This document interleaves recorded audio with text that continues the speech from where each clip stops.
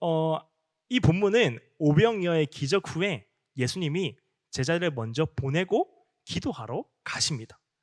기도하러 가세요. 그리고 그 사이에 제자들은 힘든 상황에 놓이는 거죠. 24절 우리 한번 읽도록 하겠습니다. 배가 이미 육지에서 술이나 떠나서 바람이 거스름으로 물결로 말미암아 고난을 당하더라. 바람과 물결 때문에 고난을 당하고 있었습니다. 그런데 예수님께서 바다를 걸어서 오고 계신 거예요. 기도하시다가 바다를 걸어서 오고 계신 거예요. 제자들은 두려워하고 예수님을 보고 두려워하게 되고 예수님은 제자들을 안심시키십니다. 근데 베드로가 말해요. 베드로는 파워인 것 같아요. 베드로는 항상 나섭니다. 베드로가 이렇게 얘기합니다. 28절 읽도록 하겠습니다. 베드로가 대답하여 이르되 주여 만일 주님이시거든 나를 명하사 물 위로 오라 하소서 하니 예수님이 오라라고 하는 말씀에 베드로는 물 위를 걷습니다. 그런데 여전히 바람은 세차게 불었고 베드로는 물에 빠져갑니다. 그리고 예수님께서 베드로를 구해주시고 함께 배에 오르자 바람이 그치게 되죠. 이게 다 이 내용들이었어요. 오늘의 읽은 본문의 스토리였습니다. 그렇다면 우선 첫 번째 볼 것은 제자들은 왜 고난을 당했을까요? 좀 원론적인 대답일 수 있지만 제자들이 고난을 당했던 이유는 제자였기 때문이었습니다. 22절 한 번 더 읽도록 하겠습니다. 예수께서 즉시 제자들을 재촉하사 자기가 무리를 보내는 동안에 배를 타고 앞서 건너편으로 가게 하시고 무리가 나오고 제자가 나와요. 무리는 예수님이 보내세요. 그냥 그러니까 흩어져서 보내세요. 그리고 제자들은 재촉해서 건너편으로 가라. 목적지를 가지고 어디로 가라라고 하십니다. 그 제자들은 불편을 나와서 고난을 당하고 예수님은 또 거기서 또 기도를 하십니다. 예수님답게 또 기도를 하시고 이렇게 넘어가는 상황이었어요. 무리와 제자. 이때 무리는 이 앞장에 어떤 내용이 있었냐면은 오병이어의 기적이 있었어요. 보리도 5개와 물고기 2마리로 수많은 사람들이 먹었던 그 오병이어의 기적이 있었습니다. 이때 무리는 오병이어의 기적을 체험한 사람들. 그러나 오병이어의 기적을 체험했지만 예수님이 전부는 아닌 사람들. 예수님을 좋아하는 게 아니라 예수님을 믿는 게 아니라 예수님을 신뢰하는 게 아니라 예수님의 능력을 신뢰하고 있었던 그 사람들. 그 사람들이 바로 무리입니다. 반면에 제자들은 모든 것을 다 포기하고 예수님을 따르는 사람들이었어요. 무리와 구별된 사람들이었고 예수님을 따르는 사람들이었고 그래서 고난을 당했습니다. 우리가 만약에 우리가 만약에 예수님을 따르겠다라고 생각을 한다면은 예수님의 제자가 되었다. 그리고 예수님을 따르는 길을 걸어간다라고 한다면은 우리의 생각에는 뭔가 탄탄대로가 다 펼쳐질 것 같잖아요. 예수님께서 모든 것을 하실 수 있지 않습니까? 그래서 내 모든 상황을 다 이기게 해주실 거다라고 생각하는 상황들이 많지만 그렇게 되지 않는다는 거죠. 고난을 당한다는 거예요. 나는 무리에서부터 빠져나와서 제자가 되기로 결심하고 내 모든 것보다 예수 그리스도를 가장 우선순위에 두고 예수님이 나의 모든 것입니다라고 고백했음에도 불구하고 나에게 왜 고난이 찾아오냐라고 했을 때 성경의 대답은 네가 그런 결정을 했기 때문이다라는 거죠. 무리가 아니라 제자가 되기로. 그리고 예수님이 너를 무리가 아니라 제자로 부르셨기 때문이다. 예수님을 위해서 무언가 포기했기 때문이다라는 거죠. 고난당하고 있다면 예수님 때문에 많은 것을 포기하고 있다면 기억해야 됩니다. 그리스도를 향한 비전이 있고 그리스도를 향한 뜻이 있고 그러함에도 불구하고 내 삶이 풀리고 있지 않다면 기억하십시오. 나는 제자이기 때문에 고난을 당하는 것이다. 하나님이 나를 미워하시기 때문에 고난을 당하는 게 아니라 하나님 무책임하시기 때문에 고난을 당하는 게 아니라 하나님 나를 버려두셨기 때문에 고난을 당하는 게 아니라 하나님 내 삶에 관심 없기 때문에 고난을 당하는 것이 아니라 내가 제자이기 때문에 고난을 당하는 거예요. 그리스도의 이름으로 고난을 받는 그 모든 것은 내가 제자가 되기로 결심했고 그리스도께서 나를 제자로 부르셨기 때문에 그 모든 것이 나에게 주어집니다. 예수님의 사람이기 때문이요. 예수님의 소중한 존재이기 때문에요. 예수님의 특별한 사람들이 되었기 때문에 예수님으로 인하여서 고난을 받는다라고 하는 것이죠. 우리 25절도 한 번 더 읽도록 하겠습니다. 밤 사경에 예수께서 바다 위로 걸어서 제자들에게 오시니 사경은 새벽을 말해요. 그리고 새벽에 되기 직전을 말합니다. 새벽에 되기 직전부터 새벽까지의 시간을 말해요. 우리가 기억해야 될 것은 예수님이 나타나실 때요. 만약에 우리가 생각하는 드라마틱한 것은 뭡니까? 한 예수님께서 물결을 걸어서 바다를 걸어서 제자들에게 오실 때 예수님 우리가 생각하는 성경의 가장 드라마틱한 부분 중에 하나잖아요. 막 예수님께서 무리를 걸어서 오실 때 무리를 한 걸음 한 걸음 걸으실 때마다 풍랑이 막 없어지는 거예요. 그럼 더 드라마틱하지 않을까? 예수님께서 오실 때 풍랑을 점점 잠재우면서 오시면 예수님의 등장 이 씬이 엄청나게 멋있게 우리에게 나올 것인데 예수님께서 그렇게 하지 않으십니다. 그냥 풍랑은 풍랑대로 두시고 물결은 물결대로 두시고 바다는 바다대로 바람은 바람대로 그냥 다 두시고 예수님은 거기 위를 걸어서 오세요. 그것을 뚫고 우리에게 오십니다. 우리는 예수님이 움직이실 때마다 우리를 향한 인생의 풍랑들이 멈추기를 원해요. 근데 예수님이 원하시는 것은 그 풍랑이 멈추지 않고 물결도 멈추지 않는 그 상태에서 예수님이 오실 때 우리가 시선을 물결에 빼앗기는 게 아니라 예수님만을 정확하게 바라보기를 원하십니다. 또 중요한 것은 예수님께서는 제자들에게 오고 계셨어요. 그 풍랑을 뚫고 예수님께서 제자들에게 오고 계셨습니다. 그리고 이 제자들을 대표하는 가장 대표하는 사람이 베드로였어요. 그리고 예수님께 베드로가 이렇게 말하죠. 만약에 무리를 걸어 오시는 분이 진짜 예수님이 맞다면 나도 무리를 걸어서 예수님께 가고 싶습니다. 가겠다라고 말하게 됩니다. 우리 28절 읽도록 하겠습니다. 베드로가 대답하여 이르되 주여 만일 주님이시거든 나를 명하사 물 위로 오라 하소서 하니 베드로의 시점으로 보면은 이 거대한 물결, 이 거대한 바다 위에 있는 그 작은 배, 나를 둘러싸고 있는 이 배는 나를 둘러싸고 있는 울타리예요. 나를 보호할 수 있는 유일한 존재입니다. 근데 그 유일한 존재가 흔들흔들거려서 빠지려고 하는 거죠. 근데 그 유일한 존재의 시점으로 본다면은 나를 둘러싸고 있는 내 주변의 아주 작은 환경으로 본다면은 그 작은 환경이 내가 그거에서부터 내려서서 예수님께 가고 있는 거예요. 그래서 예수님께 가고 있는 거예요. 그런데 더 큰 시점, 세상을 창조하시는 그 풍랑이 있는 바다까지 창조하시는 그 하나님의 시점으로 본다면은 모든 만물을 다스리고 계시는 그 섭리 아래서 본다면은 베드로가 예수님께 가고 있는 게 아니라 예수님께서 이미 베드로를 향해서 가고 계셨어요. 먼저 예수님께서 먼저 오고 계셨어요. 베드로가 내가 예수님께 가겠다라고 해서 내가 가고 있는 것처럼 보이지만은 그것보다 더 큰 시선으로 본다면은 예수님께서 베드로에게 오고 계셨습니다.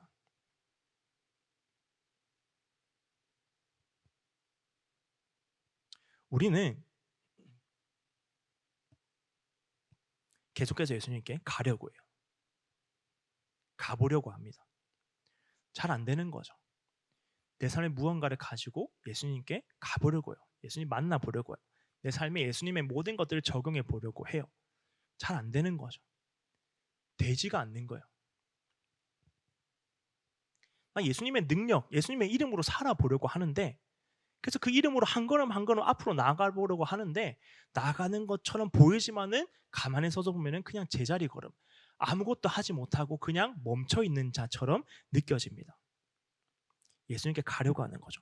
물결을 거슬러서 세상을 거슬러서 나를 둘러싸고 있는 모든 환경을 거슬러서 그분에게 가려고 합니다.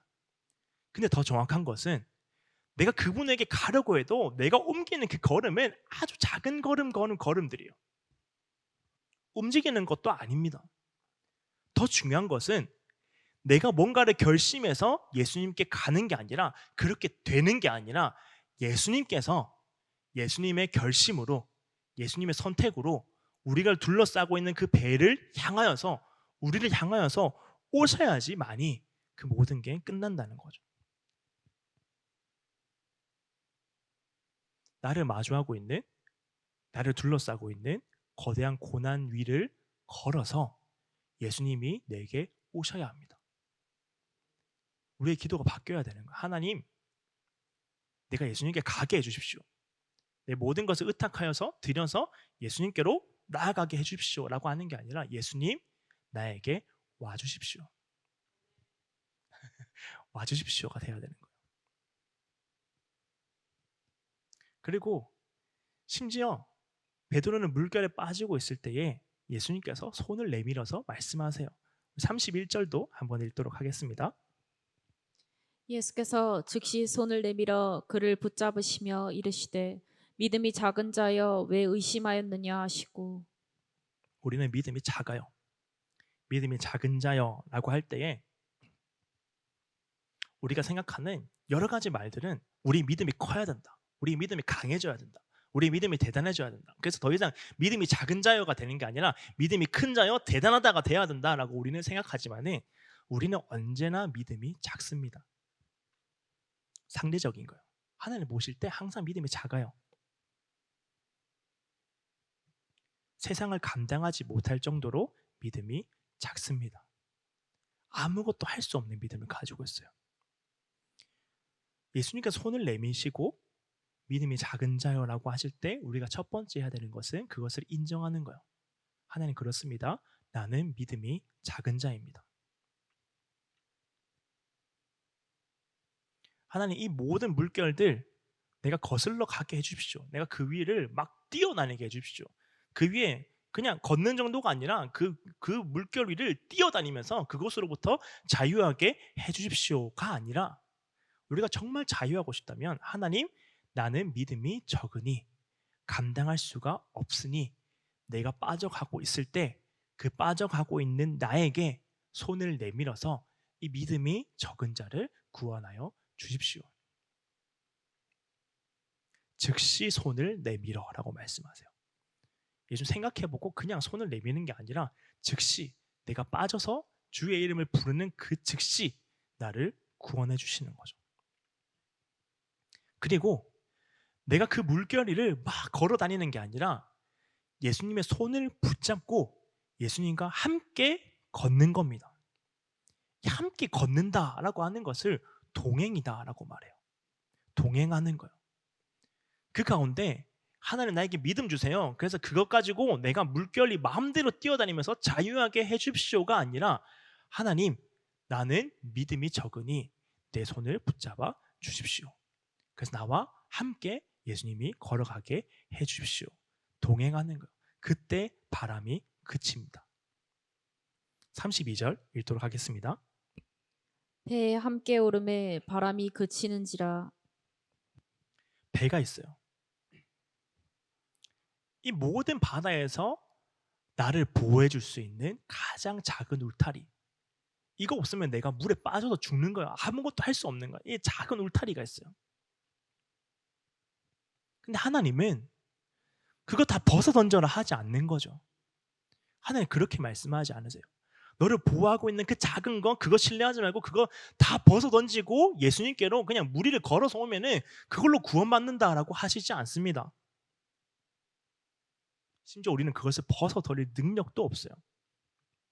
벗어버리고 다 부숴버리고 하나님만 의지하라라고 말씀하시지 않아요. 물론 내 배를 의지해서도 안 됩니다. 내 삶의 작은 울타리, 내가 신뢰하는 것들, 내 작은 환경들을 의지해서 안 되지만은 이 배, 나를 설명하고 있는 것들, 내 삶이 어떠한지를 지금 설명해주고 있는 이 배에 그 안에 내 손을 붙잡고 예수님이 오르셔야지 그때 바람이 그쳐요.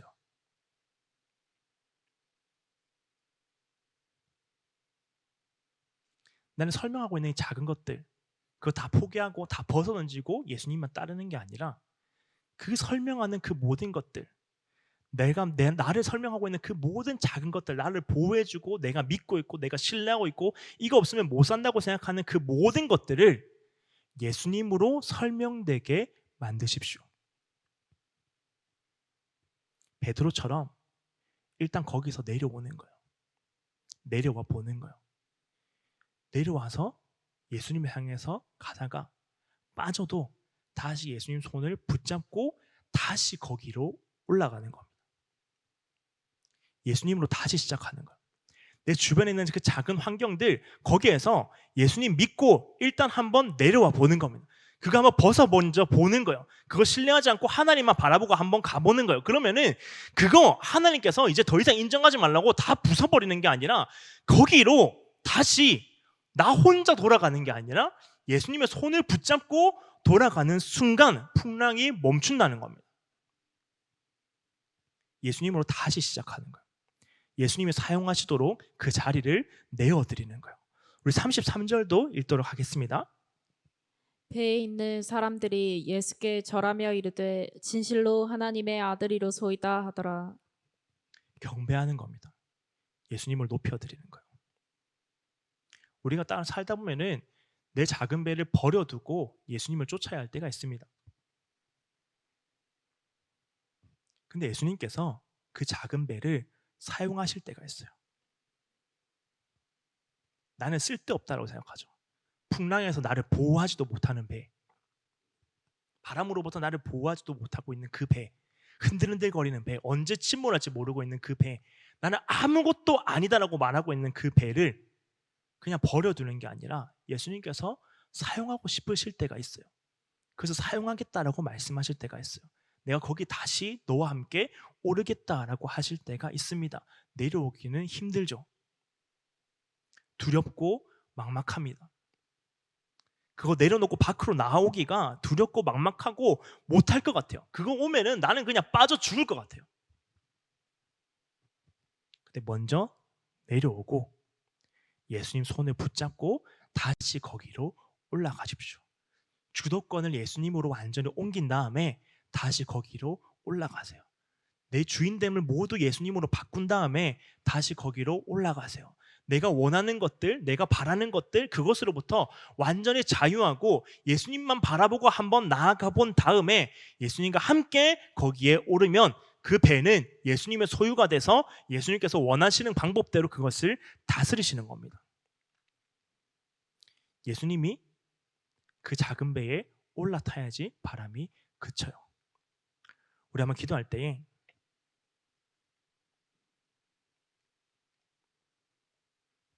제자들이었어요. 제자들이기 때문에 고난을 당합니다.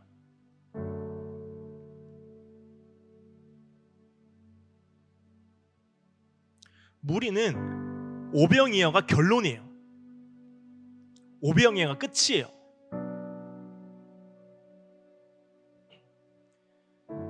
우리는 오병이어가 반복되기를 원합니다. 내 삶의 부족한 부분들, 내 삶에 채워야 되는 부분들, 내 갈급함들 예수님의 능력으로 다 채워지기를 원해요. 내 삶의 부족한 부분이 계속 채워지기를 원하죠. 근데 무리에게는 오병이어가 끝이에요. 결론이에요. 그러나 제자들에게는 오병이어는 시작입니다. 진짜 오병이어는 고난 중에 나타나요. 진짜 내 삶에 오병이어는 내가 진짜 마지막 나에게 남은 게 보리떡 5개와 물고기 2마리밖에 없습니다. 하나님, 이것만, 이게 진짜 나를 설명해 주는 겁니다. 아무것도 없습니다 라고 고백할 때 풍랑에 일렁이고 있는 그 작은 배, 하나님, 이게 내 전부입니다. 이게 내 마지막 생명줄이에요. 이거 무너지면은 그냥 나라는 존재 자체가 이제 없어지는 겁니다. 그런데 그 작은 배를 잠깐 내려놓고 나를 향하여서 오고 있는 예수님께 한번 나아가 보는 겁니다. 내 보리떡 5개와 물고기 2마리 예수님께 한번 들어보는 거예요. 나를 보호하고 있는 작은 울타리를 한번 떠나보는 겁니다. 이게 마지막인데요. 그거 한번 떠나보는 거예요. 예수님 손에 한번 맡겨보는 거예요. 그러면은 예수님이 내 손을 붙잡고 다시 거기로 오르세요. 그거 쓸데없다. 너 보리떡 5개 물고기 2마리 아무 쓸데없다. 너를 둘러싸고 있는 작은 배의 울타리 아무 쓸데없다. 이제 내가 대단한 거 채워주겠다가 아니라 예수님이 원하시는 것은 내가 거기서 내려오고 예수님의 손잡고 다시 거기로 올라가는 겁니다. 그때 기적이 시작되는 거예요. 예수님이 다시 함께 배에 오르시고 나를 보호하고 있는 상황에 오르시고 나를 설명하고 있는 환경에 오르시고 내 마지막 울타리에 오르시고 그것을 사용하시는 거예요. 사랑하는 여러분, 여러분의 삶이 예수님의 오병 예어가 되게 하십시오. 드려보세요. 기적이 되게 하십시오. 사람들이 하나님을 경배할 수밖에 없도록 만드는 통로가 되게 하십시오. 우리의 삶에서요, 쓸데없다고 느껴지는 우리의 삶에서요, 내 울타리 아무것도 없는 초라하다고 느껴지는 내 배 그냥 풍랑에 맨날 흔들거리는 그 배라고 느껴지는 초라한 보리떡 5개와 물고기 2마리라고 느껴지는 내 존재 자체를 선포해보는 겁니다. 내 삶은 오병이어다. 나는 하나님께 드려졌다. 그거 쓸데없다고 하나님께서 이제 안 쓰시는 게 아니라 하나님이 붙잡으시고 그것을 사용하시고 그 가운데 역사하셔서 기적을 베풀어 주신다는 거죠. 오병이어 그냥 풍요로움의 기적이 아니라 바람과 물결 속에서 예수님의 손잡고 다시 한 번 더 그곳으로 오르는 그리스도의 기적이다라고 선포해 보는 거예요.